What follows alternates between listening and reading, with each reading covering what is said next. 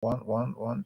So people, when we integrate your 2,000, 20,000 Liberian dollar, which became probably $100 with your 400 US dollar, you now began to earn 500 US dollar, right? Mm-hmm. Then you went into perhaps a higher tax bracket and pay a little more taxes, but you also pay 4% now, not on 20,000 Liberian dollars for Social Security, but 4% on 500 US dollar. Mm-hmm. So obviously, the pay you take home couldn't be what it used to be before. But I always told them, for Social Security, pay it. Don't question it. Tax. I have no control over it. All of us pay taxes. But if you're paying more in Social Security, it means that the benefit you will get when you retire will be attractive enough to help you. So don't resist paying Social Security, even though there's more money now and it's taking something away from you. Pay it. So that kind of situation was look. We had situations where a cleaner perhaps made more than a supervisor or an assistant director. Well, because the reason was simple. The cleaner was connected to the boss man, and the boss man brought a cleaner. The cleaner maybe that the boss man cousin, and the boss man was managing allowance, so the boss man can decide who gets what. Literally. Yeah, so that was a system that we needed to eliminate. Okay. And it's been hard, it's been difficult. People have complained, but the benefits are there. How far we've come from, and look, we didn't just deal. We gave you some more detailed information, but we didn't just, when people talk about pay harmonization, they talk we're just cutting people pay. That was not what we're trying to do. We're trying to control the wage bill, but through more efficiency on the payroll. Listen, when we start to pay people directly to their accounts, you know how much money we save from whatever was happening with pay between ministries and agencies and the Ministry of Finance giving them bulk money to pay payrolls that we couldn't verify. We save a lot of money there. We save money from retirements and limited replacement. We save money. That's why during that same harmonization period, we're able to absorb 3,500 teachers who were on a payroll called supplementary payroll. They call them supplementary teachers. They were not government employees, but they were working in the public education system. They were paying them between 4,000 and 8,000 Liberian dollars a month. We absorbed the 3,500 of them. Joined the workforce, started them at around 20,000 Liberian dollars. $100. Yes. We moved immigration officers. Most immigration officers, 70% immigration officers are making around $90. We moved them up. We increased the salary of the police, the army, and transport inspectors, of a whole array of people. And he can give you the numbers about the total number of increments we've done. And we've constantly done increments. The problem was, when people hear harmonization, the idea first was to establish what an individual salary should be or should have been. If you brought somebody in on the allowance system and they were not graded based on civil service pay and grade structure, it meant that you may pay them money below their grade or above their grade. Our attempt in 2019 was to first determine what an individual was entitled to based on his grade. And first to grade all those people who did not have grades. Because if you brought people in on allowance, they did not grade them. Yeah, sure. And the lack of grade meant pay was assigned arbitrarily to individuals. We had to grade them. But of course, we made a system where 80% when we did the analysis, 80% of government employees were making below the salaries for their position. Yes. And so when we say harmonization, people expected that when we established what the pay was, we're going to just take everybody to their proper pay. He would tell you that wasn't possible, because it meant that, like in his own calculation, we would have needed to add 120 million to an already very high wage bill. Wow. We couldn't do that. So then we had to implement a lot of efficiency measures on the payroll so that over the years we can continuously adjust payable while keeping control over the wage bill so that it doesn't spiral, out of control. And that's what we've done over the last few years. Kept the wage bill relatively stable while continuously also adjusting pay. That's why we account, for instance, for what we have today in the reduction in the size of the government. Like I told you before, from around 76,000 when we did when we aggregated all of it in the beginning to where we are now, around 68,000. Okay. So let's see from you some of the benefits. The benefit. I mean, the benefits are enormous, and Jimmy stated some. The first thing, without the reform, Okay. there's no way we could measure the payroll. There's no way we could put in place any corrective measure. The fact that we did the reform, we consolidated the payroll, we automated or digitized the payroll, it put us in the position Mhm. to carry out a lot of the reform or the intervention that we are carrying out now. Take, for instance, if we didn't digitize the payroll, we wouldn't have efficiently used the national ID system to identify, people that were double dipping. Mhm. Because if you were to find people that were double dipping based on the old system, it means you ask general for their payroll, which is one Excel sheet. You ask public work for their payroll, another Excel sheet, and be looking one by one. And you get 1 or 3 Yeah, entities. you get 1 or 3 entities. So consolidation and makes it very easy. I think is the first most important step that kind of put the reform on a successful trajectory. With consolidation, digitization, what it also meant is the fact that we can measure different aspects of the payroll. Today, if you ask, oh, how many data do we have? We would take probably less than 20 minutes Okay. and give you the number of doctors, the number of midwives, the number of nurses, Okay. uh, national security, which is going to call the other people they need, You can take the number of accountants. Do we have gap? If we were to measure that, we need probably 200 doctors or 5,000 data to increase the data per patient ratio. We couldn't do it in the past because we couldn't quantify the number of doctors, especially in a public sector. But today, now we know in the number and know the projection, then we know as a government, in terms of planning, how many more doctors do we need to add on the payroll? Mhm. And adding those doctors on the payroll, it means probably we need to increase the support for doctor. In the past, you couldn't do those kind of measurement because the information, the data, were scattered Okay. across different institutions. And sometimes institutions preserve the data in computer, but after some time when the computer crash, the data disappear.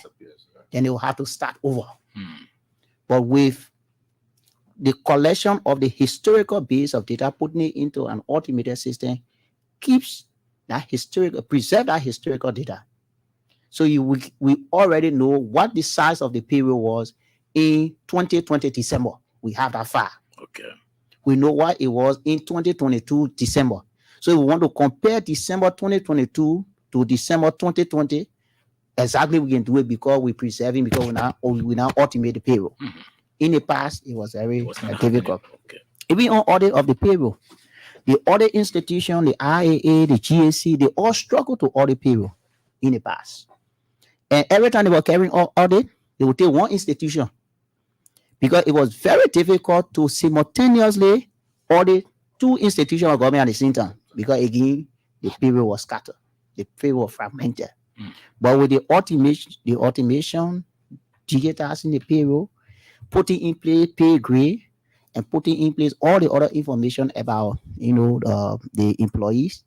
Today, we are very proud as a government that the General Auditing Commission carry out a successful payroll audit, Okay. even though there are concerns in the payroll audit that we need to address. But the major takeaway is they have done it for the entire payroll of the government of the Republic of Liberia.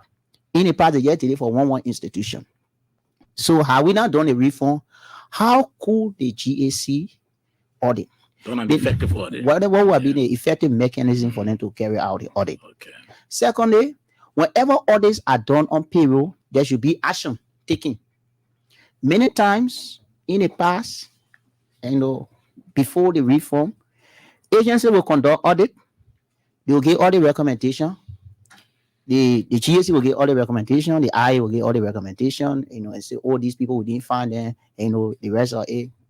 But to take action against the people that were not found, the entity couldn't do it because the entity used to carry their payroll. They say they don't believe what the GAC or what the other people said.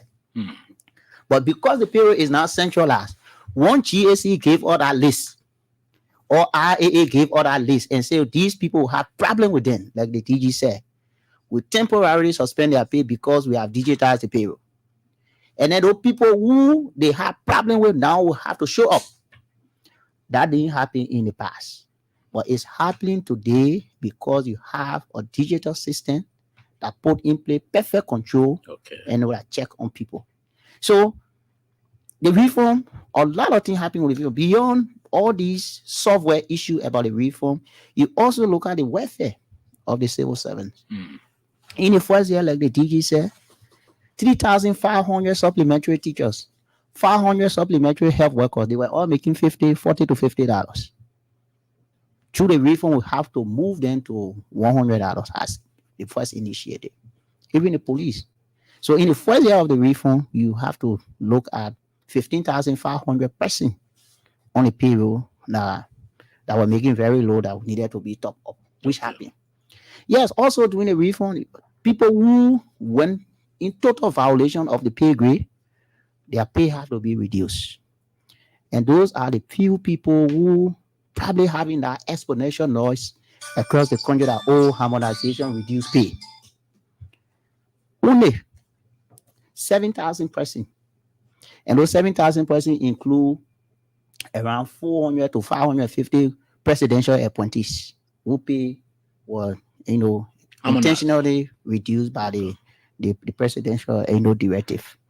All the other people who had pay reduction is because when the pay grade was set, it was set a pay grade for a janitor.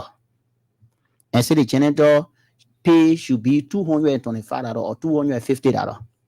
And we went doing the reform, we saw that our janitor making $600. You expect to keep that janitor to $600? No. When some director or assistant director in another ministry making only $150? So what kind of equity are we going to take? So yes, the first phase was to bring those people who are in violation of the pay grade established within line with the grade, and then gradually, like we have done, to move other people upward. And we actually move people upward. From 2019 to now, we're talking about 48,000 persons. They move upward. Have gone upward. Of the payroll of 68 to 69,000 persons. So it's not a sin. If the government have the money, can the government carry everybody up? Of course, the government can do. Recently, the government did 15,600 for people who are earning below $150 as gross pay, and most of them were security people, private security or security in agency or government janitors. And how some of those people came onto the payroll? A lot of them came onto the payroll because the entity themselves hire their services before entity use business security firm to guard their services, to guard their building. And when they didn't get operation money to pay the security firm, the smart thing which they did was to say, okay, let's hire you as a private person instead of hiring you through your security firm. So when they brought them, most of them, the security firm paid them $75 per month. So that's how you see they brought most people onto the payroll for $75. Okay. And they brought some people for $40. And some people, when they bringing them through the general allowance system, any money they say they will get them, they accept it because nothing happening. So once they get on it, and then we took that entire 25,000 or so and put it onto the payroll and say, okay, going forward, you are legitimately employed because some government entity gave you employment letter. That's how you see we absorb the 25,000 person. So most of the 25,000 people we absorb were the people that were making $40, were the people that were making $75 as security people, and a lot of them too, or some of them, 7,500 of them, making above the pay grade that were established. Okay. So putting all those things together, the good thing that happened is the civil servants are now more protected than they were in the past. Okay. And the reason why that happened is we have eliminated the general allowance regime, and we have centralized the payroll to the extent that no employment happening outside of the CSA. Before you even dismiss somebody, the civil servant has a right of appeal, which go through the CSA process. The Director General explained about that. So in the past, if I was on general allowance and they sack me, when I go to the CSA, the first thing CSA will do, they'll check on that 44,000 list. If you're not there, you get difficult CSA, but we don't have any system as employee. Okay. So a lot of those people were denied justice in the past because they were not on the payroll of the CSA. But now everybody on the payroll of the CSA, controlled by the CSA, anybody that will get dismissed or get sacked have a recourse through the CSA Standing order. standing order procedure Okay. to deal with that issue. It didn't happen in the past. Again, the reform allowed that to happen. So we can catalog a lot of things that happen, but there are many. Okay. And people don't say the positive because most times people want to be political and yet amplify or pay and harmonization, reduce people pay and the rest of it. Okay, we'll talk. Just before you go there, one issue that you didn't mention was, I kept talking about creating efficiency as part of the benefits of what we did. Somebody imagine, I said we brought in 3,500 teachers, right?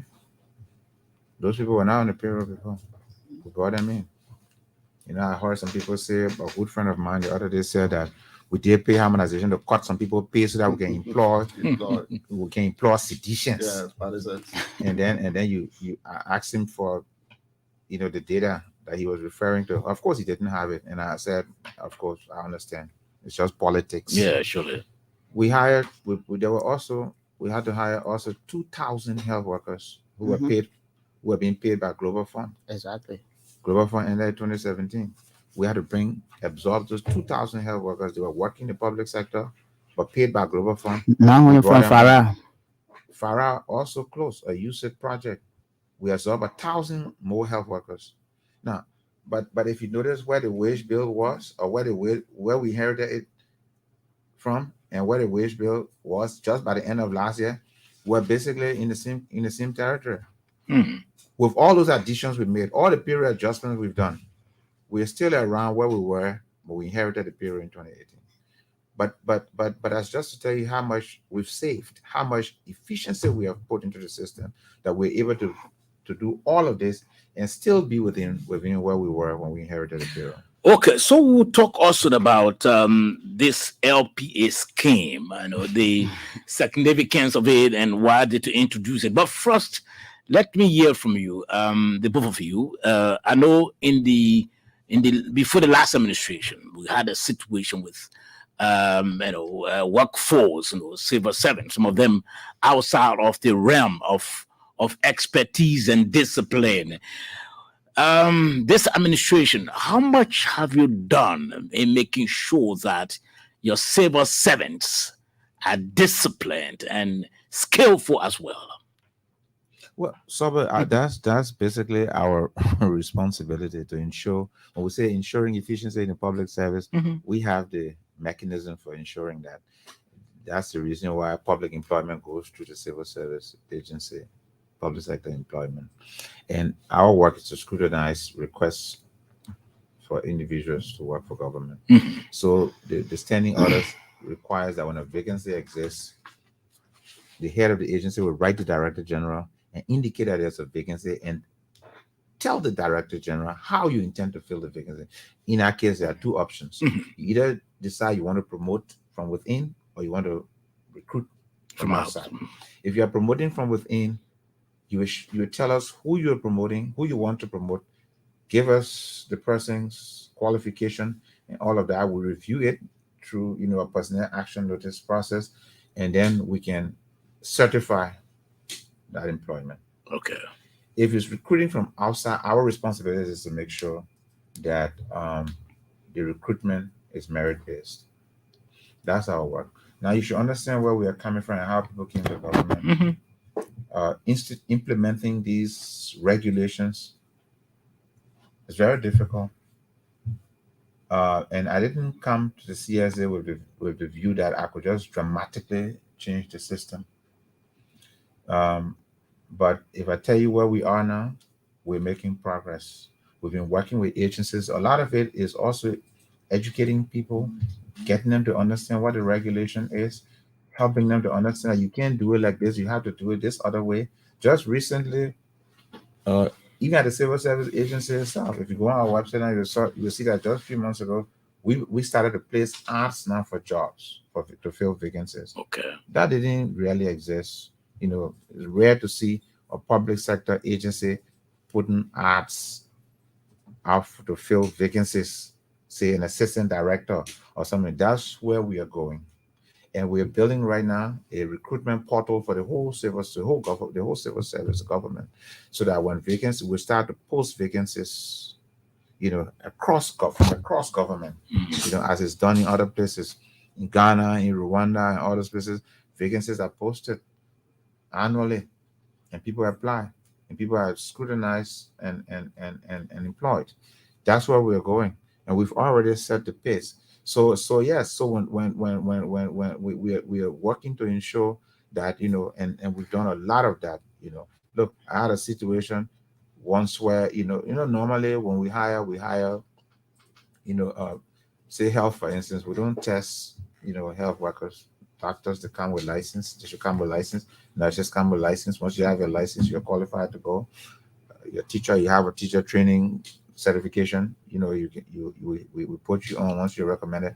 But I don't just sometimes I don't just take the certification. I go beyond that, and sometimes I get interested in reading what teachers write. So if a teacher, for instance, apply for the position, and he's recommended by the ministry, and he has a letter of application, I want to go and read that letter of application to find out whether the letter of application really tells me that this guy is capable of teaching. And if I notice there's a You do problem, that regularly? I do that. If there's a problem with that letter of recommendation, that letter of application, I refer that back to the Ministry of Education. Even though I hire teachers based on certification, but I said this teacher, I have a problem. I'm not I quite have satisfied. I have I have to book for all the job descriptions. Finally it comes to me. So when I go in the book of job descriptions to see, for example, if this person meets the requirement. The last experience I had was an agency submitted a request for replacement, and they presented along with that a job description for the position. But the recommendation they were making to us to fill the position did not match their own requirements laid down in the job description. They say, for instance, the person should have a master's degree. The person they were recommending for the position did not have a master's degree. So we pointed that out to them. The person, this is your requirement. This person doesn't meet your requirement. It's that kind of thing, that we have to do constantly. It takes a lot of work, a lot of attention, even at my level, because all these things come to me in the end, and I have to sign off on them. And I don't just sign them. I try and go through them, to make sure, that I'm satisfied before, I sign it.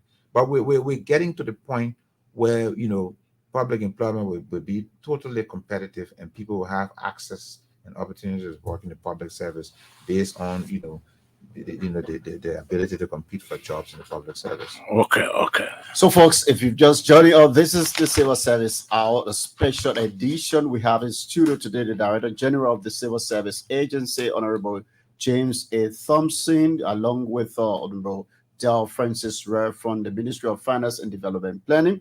We are discussing today improving the civil service. I hear with the veteran Osama Josh, who is Deputy Director General here at LBS. And we are going through. So today we have having a special edition.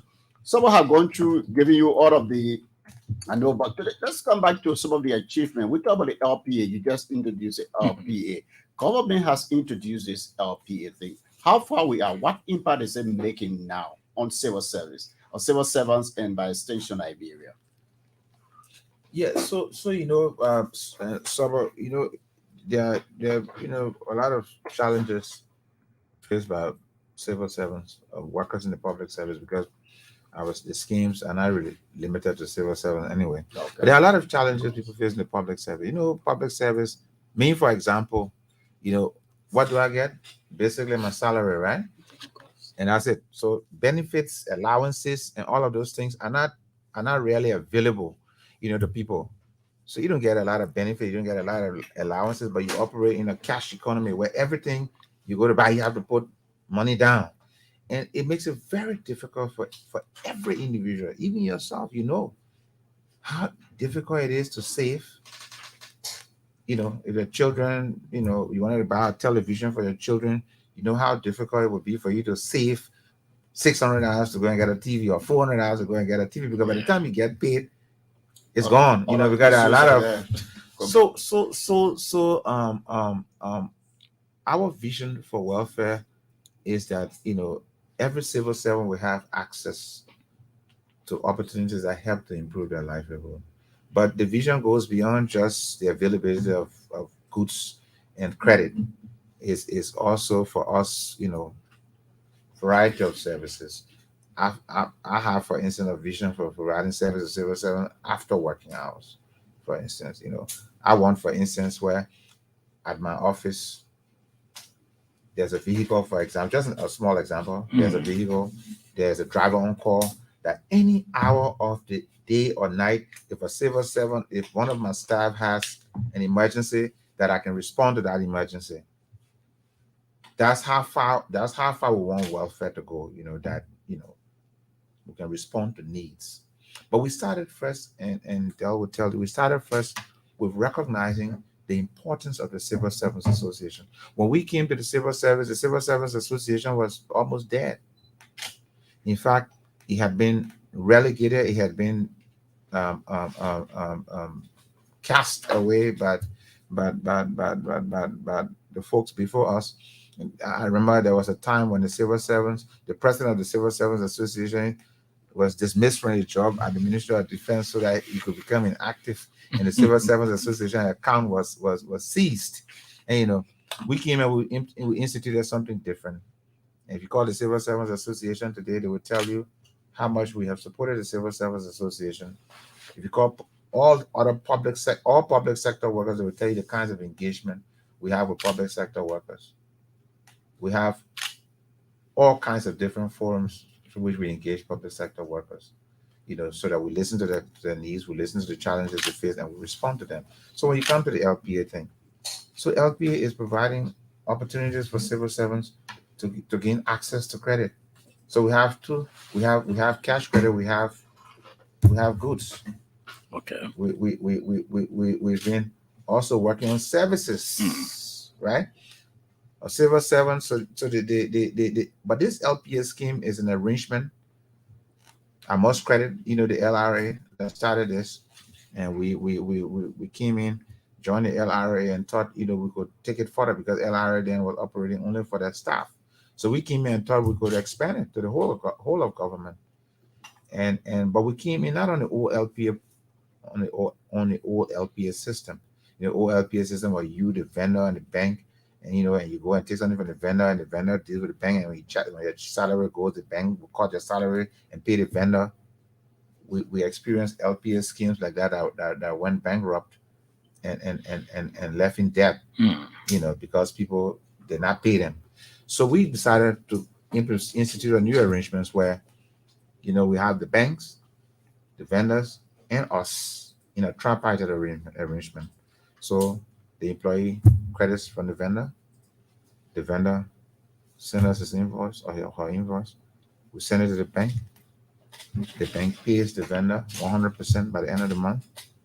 We deduct from the staff and pay the bank. Every vendor is comfortable with that because there's almost no risk. The bank will pay based on the invoice. Okay. We pay the bank. The bank too has been, very supportive in that because if the bank didn't guarantee that will pay the vendor, I guess no vendor will get involved because sometimes too, and it also help. It's also helping to build trust in government. That government people can credit and pay.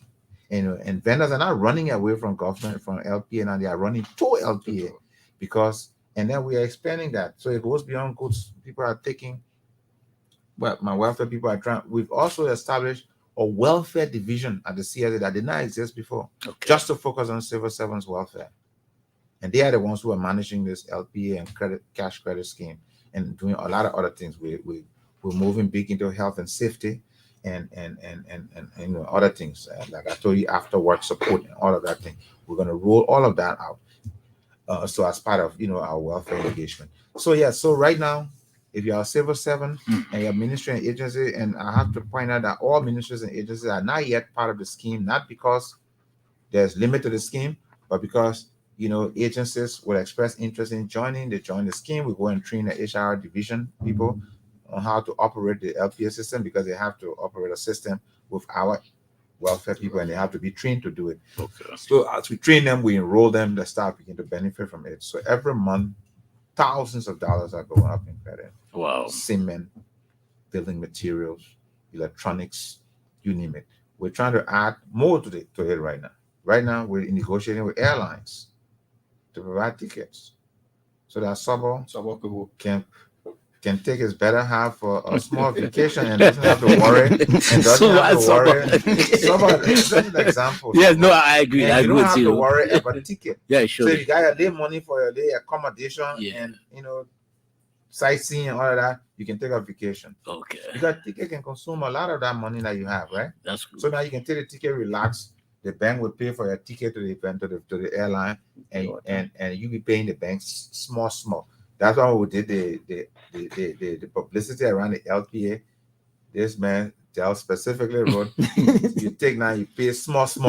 Yeah, and that scheme is working. That scheme is effective. Our people now are doing, profiling what we've done over the last number of months to show the value of that LP, how much it's done, for people. We are gathering testimonies and examples of the achievements of the LPA scheme. In fact, my M&E people are now doing a survey amongst those who have benefited from LPA to ask them of the value, the benefit of it. So how many government institutions you have now currently? Oh, it would be difficult for me to say. I mean, maybe they're probably around 25 or something, because I just normally as the requests come, we know we've done far more than that. Probably we're around 30 some ministries and agencies now. But we write agencies and they respond and we enroll them. Okay. So we're doing that every month. We are inviting agencies to join the scheme. Okay. The most recent, the police and others joined the scheme. And if you just walk by Home City, for example, and ask, did the police people pass here? They will tell you they were there. Yeah. So and so if you know what I know, you realize that the reason why your people in America can take the picture with the car and send it for you to see is because they have access to credit. Okay. If you are like you and myself who pay cash for everything, they will never buy those cars because they got to pay their rent, they got to pay this, they got to pay that. By the time the money finish, but they can afford to get all those things you see them get because of their credit. That's the idea we're pushing. And look, I told Silver Seven on $400 can start a house. $400 net income can start a house because you are allowed up to 1/3 of your net income, times 6 months. But we also say you can go up to 50% if you give a waiver. There's some restriction by law that people will not credit more than 1/3 of their salary. But we say you can go up to 50%, but you must write a waiver to us. I say you knowingly decided to go above 1/3 and you're taking 50%, because for some people they need that 50%. For the guy who earns a net income of 400, 50% is $200 times 6 at $1,200. $1,200 can get you what? How many bags of cement? Now think about that. So a bag of cement is $8. You can get probably the first 50 bags. You can get a few steel rock. You can buy some crush rock, and you can start to even build a house. But you can also start other things, other ventures, business, whatever. So that's the kind of opportunity it's presenting. Okay. And Silver Sevens are excited by it. Okay, so shortly we'll open the lines because I'm sure our people want to interact with you also. But before then, Mr. Let's bring in what impact it brings to the economy in general. So after Jimmy explained, then you come back to why the reform was important. Okay. Jimmy or CSA wouldn't have achieved this whole LPA current mechanism if you didn't have the payroll consolidated and digitized. Sure. Because the payroll, people never used to talk about LPA before. Okay. Because everybody had their own payroll. But digitizing the payroll, making sure that the banks pay the vendor so that the vendor fee there's no risk, and also ensuring that the CSA deduct from the employee before sending their balance money to the bank, also provide surety for the bank that they will get their money. Okay. The old model was you take the man money, you send it to the bank, because the bank pay the man LPA, the bank will deduct the man money at the end of the month. Okay. But most time people get ATM. As you put in the money in the bank, so people take the ATM, they go to the ATM, they take the money from there. When time comes for the bank to pass the entries to deduct the money, the account can be in overdraft. So a lot of banks ran away from it and said we needed to remodel the whole system. And that's how the remodeling was. Okay, let the banks pay the vendor, and then we will pay the bank. But we'll ensure that we will deduct from the employee before we put that together to pay the bank, so that the money that goes into the employee account, Okay. which he uses the ATM to disburse, it The can deduction be of it all the can be vendor. net of what the bank's supposed to receive. So that also happy. You talk about the multiplier effect. Even the welfare effect is very glaring. It means that businesses with the LPA going in full swing, now we only have 20 entities. Assuming we have the 103 entities and we have the 15,000 teachers in this thing, we have the 9,000 health workers in this scheme. We also have the security sector people and all the community colleges, the University of Liberia, and Tottenham University, across all the counties. Is a major boost. It means that people can consume, in time. Businesses can turn over their inventory very fast. Taxes also come to government very fast. So you wouldn't have to wait for the man to get paid now before he go buy TV. Probably will take him 12 months to buy that TV. But if the man can buy the TV today, or 20 civil servants can go to an electronics store and buy 20 TV. It means the person that importing TV, instead of bringing 20 TV in their next shipment, they will bring probably 100 TV. Usually. So if the cost on TV is maybe $2, it means that because they bring in 100 TV, which is 80 more TV than the 20 they have, it means the government receiving additional, revenue in custom and so. While at the same time increasing the welfare of the employee or the citizen. So the LPA mechanism is a very effective, welfare tools that is not only in Liberia, like you said, it's all across the country, all across the world, especially with countries that have very sophisticated financial, markets that people can, leverage on and do a lot of things for themselves. Okay. So with that, I think another thing is we currently have it very low because we're also trying to digitize the platform. The current system is, the employee go to their agency and the agency submit the form to the CSA. So not everybody on the government payroll will have to come to their agency because most of the agency headquarters in Monrovia. So working with the CSA, is the next thing that we trying to finalize, is to digitize the entire LPA platform. Digitize to the extent that even the business that is in Kanta can supply a teacher. The bank pay that business because banks having branches in the county pay the business, and the bank later get paid. So the bank selling mattress in Kanta can have a way to sell to more teachers without worrying about how the money will come because the bank will pay him. So again, in terms of decentralization, it also increased commerce, and trade and welfare. So it's a very, very good initiative, which I think the CSA is doing fantastically well, to manage. Okay. So before you open the line, or we just start to bring in this the CSA testing, let's say CSA testing. I mean, we notice that you're trying to carry it to be automated. How far are we now with that process, and what the rationale behind the automation of the CSA testing? Oh, thank you. So if you notice, the civil service was administering tests that were developed, I think, in the 70s.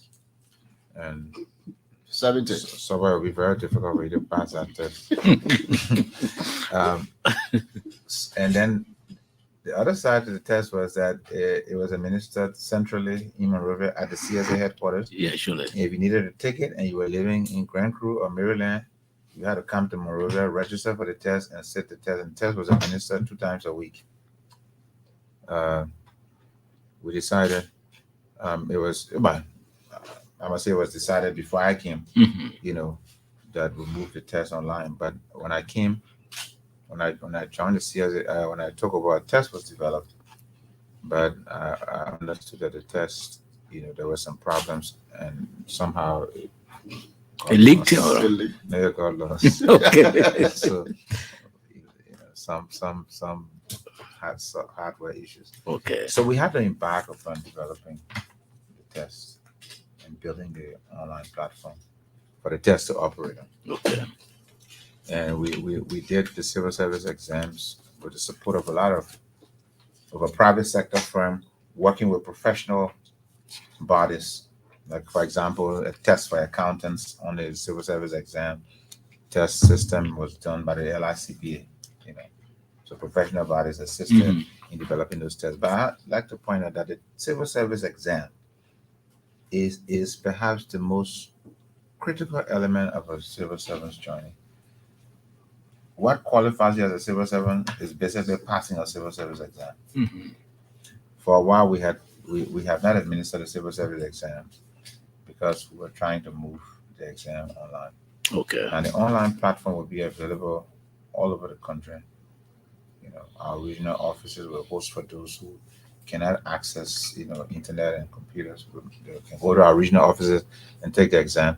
But the exam will be available, on online platform. You go on, you register, you get assigned a number, you sit the civil service exam, you get your score automatically, and then if two of you are sitting here and taking the same test, it would draw two different set of questions for you. Yeah, You no. know. Those So fly, yeah. yeah, so but ideally we think, that's the way to go. And somebody said to me, oh, people, this thing has civil service test. You see the internet, you put it online, somebody put it way in interior. I said no.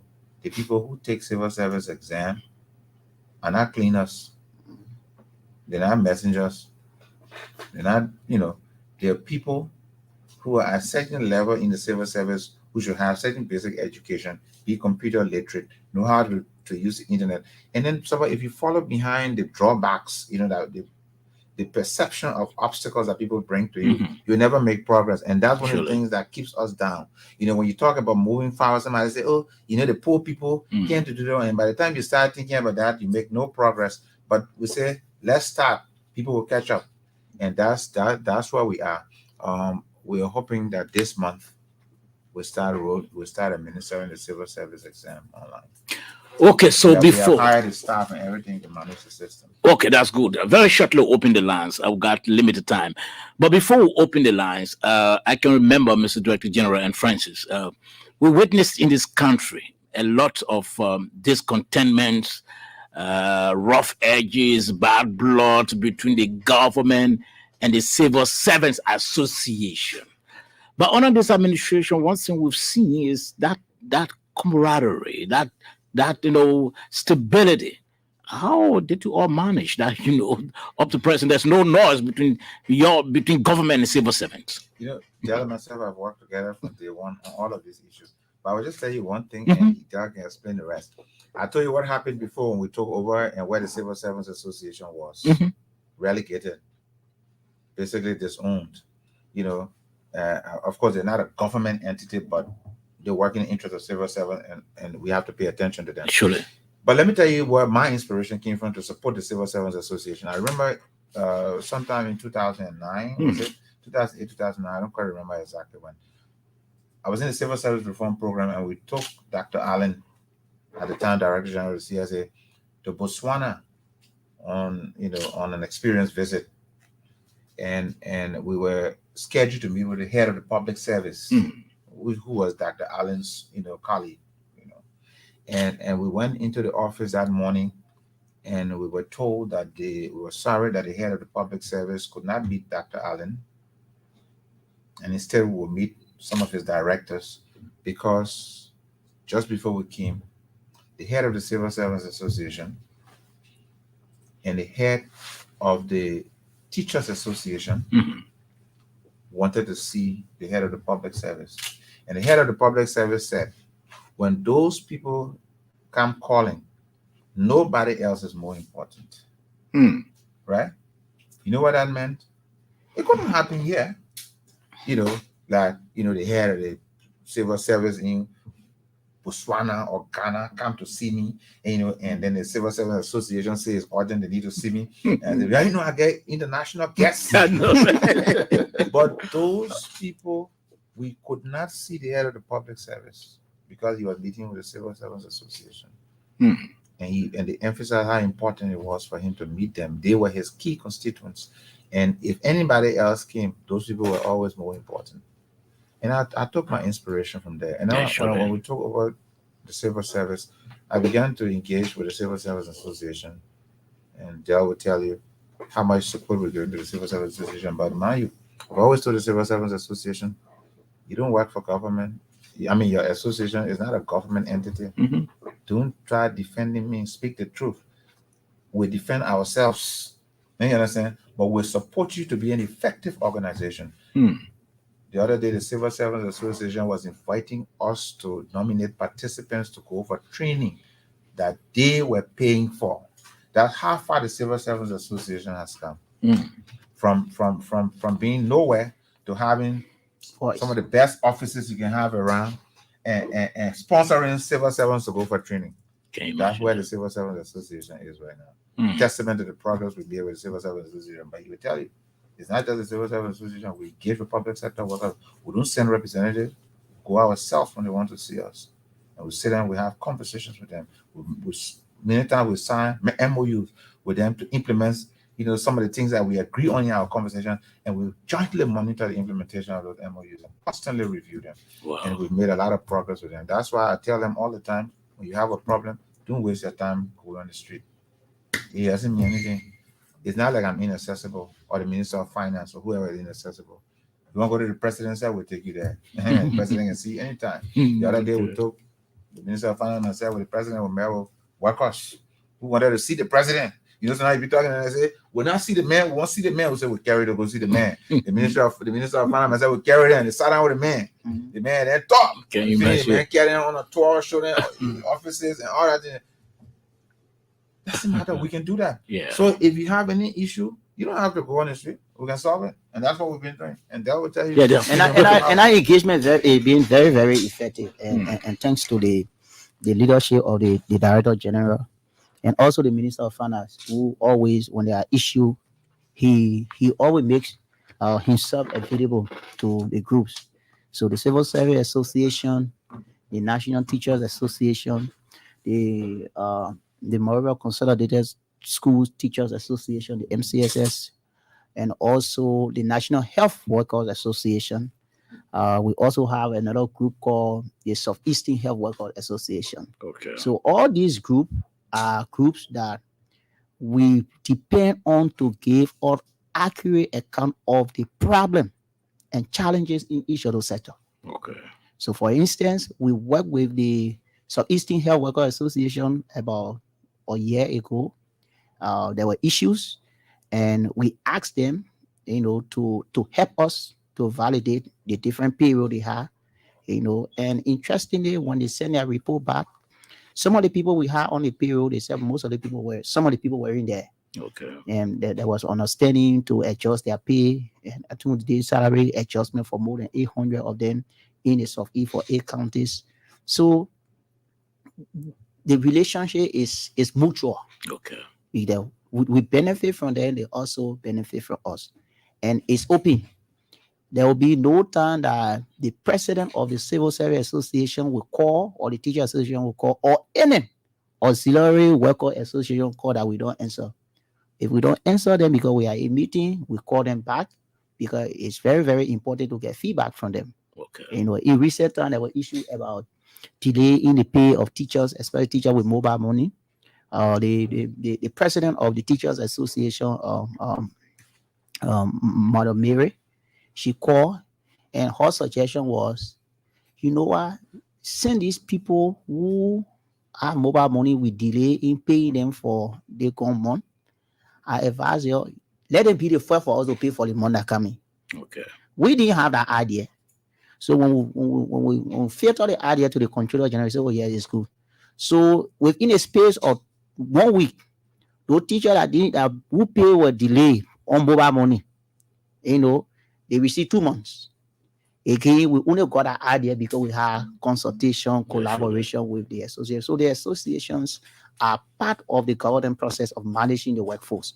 So we take their contribution very, very important. And more than that, we don't just, the conversations we have, the arrangements we have with them are characterized by honesty. Exactly. We don't go talk to government workers and talk politics, and tell them things that we can't do, and lie to them. And we're very frank, and that's the kind of relationship that we have. Okay, so we take few calls quickly. 0776540987. That's the alternative line. 0776540987. Or better still, 0880514096. We take the first call on the line. Good morning. Good morning, Papa. Yes, sir. Let's hear from you quickly. Yeah, this is Edmond. I'm calling from Tuguru. We do have a say for the re-election of the president. We appreciate the guys in studio there. These are the information that we are in need of. Because when someone has did something above, you felt that money was being called to place in the pocket of the president and his minister. But that was not so. Money that was called, they were able to put 8,000 plus for teachers on payroll. They were able to put help worker on payroll. They were able to several people up from $40, $50, $60 to a considerable level. And then we were able to do some roads with our own money. Look at it for the 5-kilometer road for David Johnson to RRA. It is our money. Look at it, the 9-kilometer road from Gunpa to Takapli is our own money. So what I would like to advise my brothers and sisters is look, don't vote against government and you say the next one that will come to be able to carry your pay up. Because you may not know whether that government that will come, they will say, oh, the way pay is settled and we are going to do right side and down side. We know what happened around here. Okay. What for a government that will be able to continually carry your salary or that will be able to meet the foreign day demand. So thank you very much for the show. Many thanks. So let's take this caller. Good morning. Good morning. Yes, sir.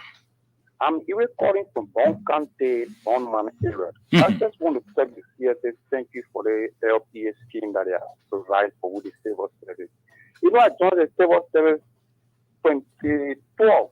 Today, I can tell you since they started civil service LPA, my heart reached at the roof level.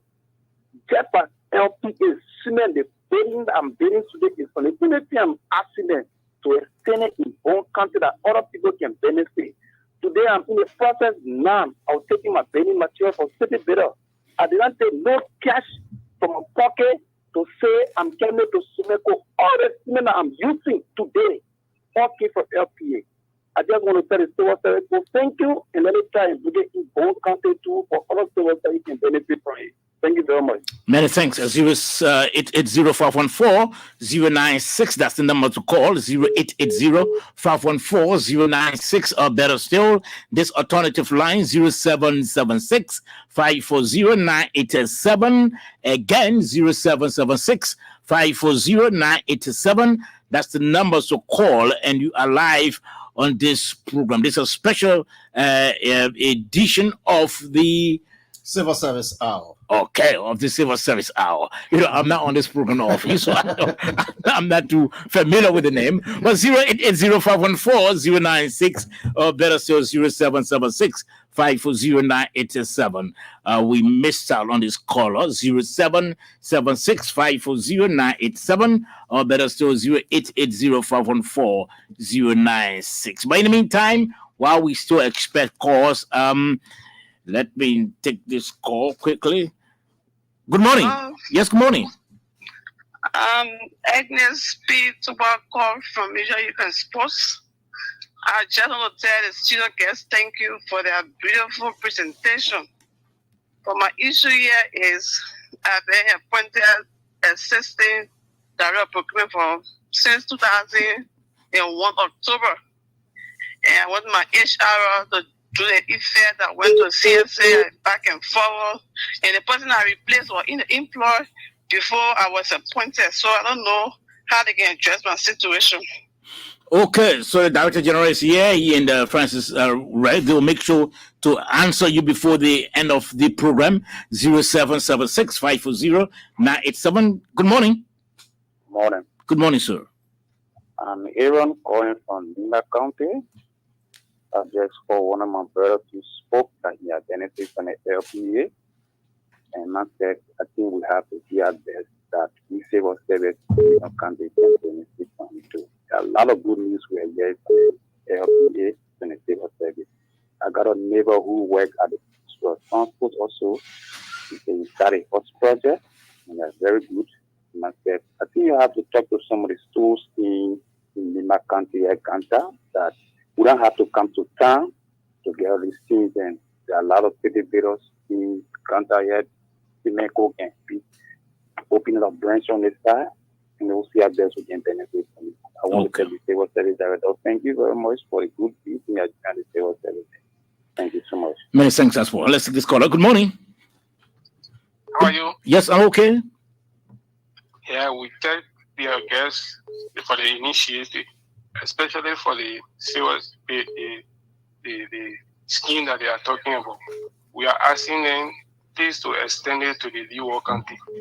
It's a very good initiative. Thank you. Okay. Well, the calls are coming in now. Good morning. Good morning, sir. How you doing, sir? Oh, good afternoon. Good afternoon. I've been on the SMS a few minutes ago, a few hours ago, so I just saw that I was still on the SMS. Yes, let's hear from you quickly. Okay, I'm PDS calling from Capital Babas.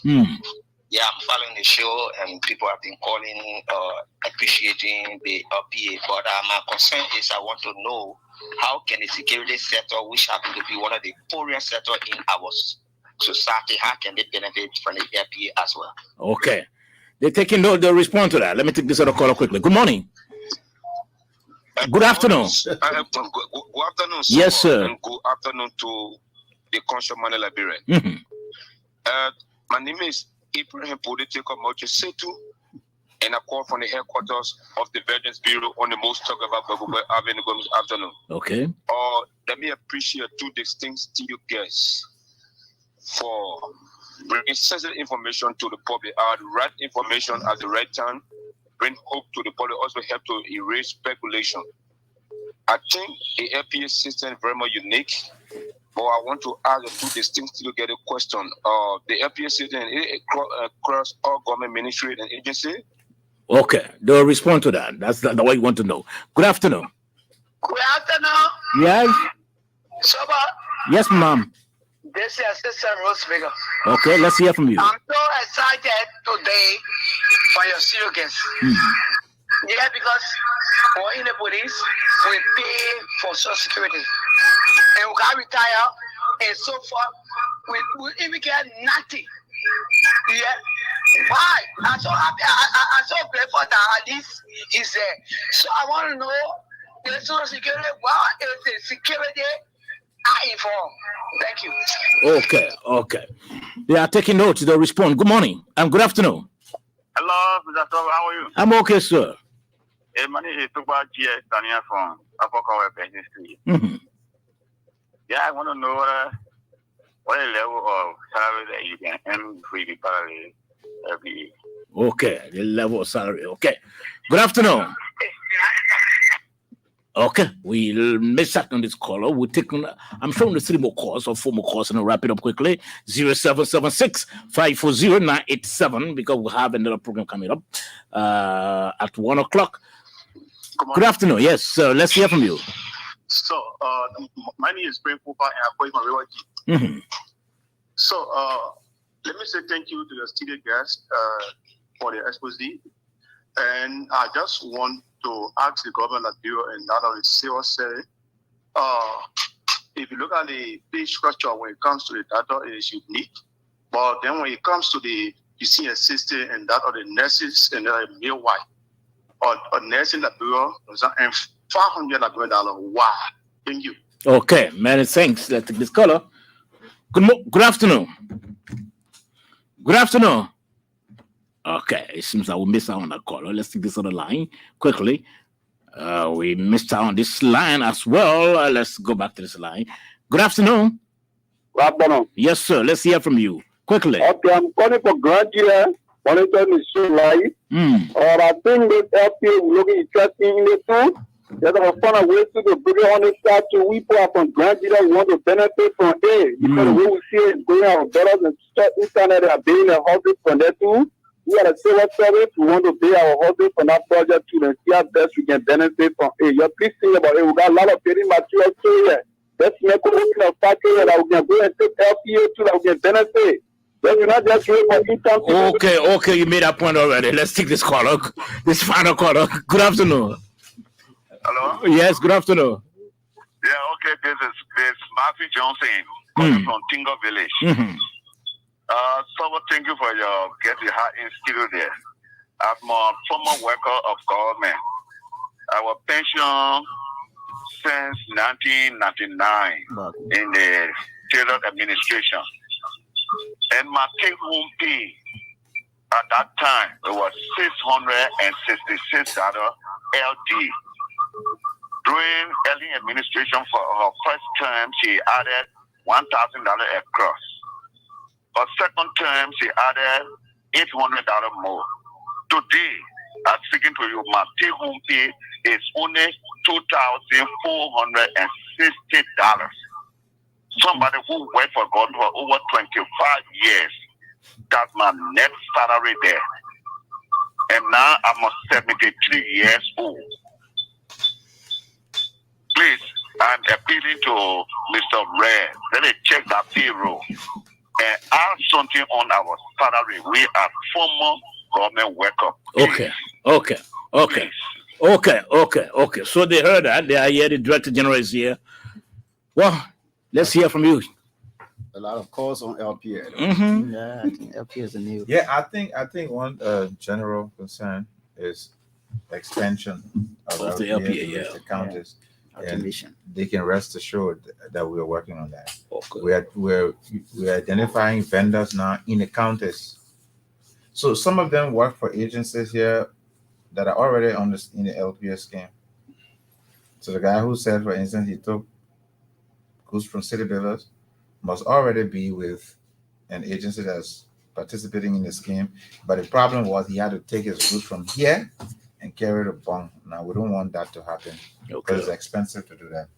So we're working to identify vendors across the country. As I speak, that effort is underway for us to identify vendors. And I think that's the bulk of the concerns that people have.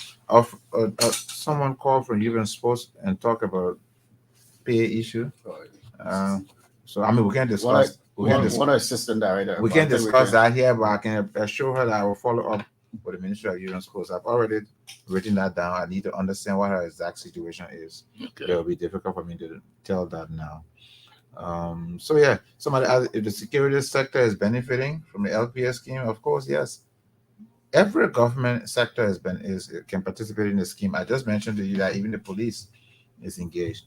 So we are engaging all of the entities to participate in the scheme. As soon as we can do that, they will all join the scheme. In fact, we estimate somewhat that by the time we get to the end of the year, most government agencies will be in the scheme.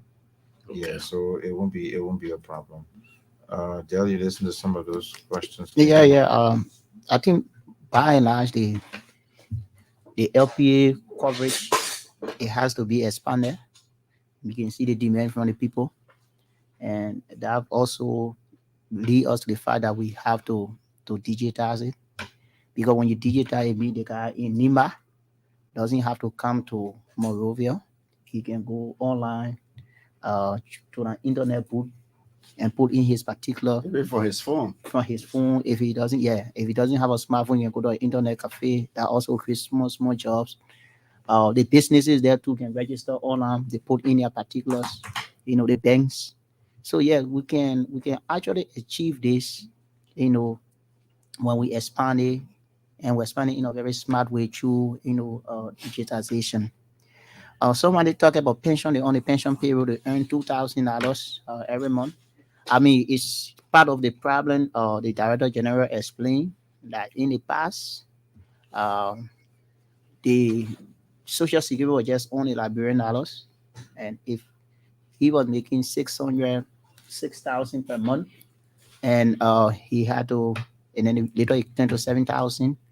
So you can see that that 2,000 is making is because you are making very low amount, and at the time. Someone asks, what salary do you have to have before you qualify for the LPA? No, Just I briefly. think you just need to there's no salary limit. So if you're Okay, making 150, we just need to take your net pay 150 and find 50% of it to get you onto the LPA. So you take to the limit that you are paid. Anybody on the government Yeah, you payroll can can take try that. to You can Okay, take so that. you can close up.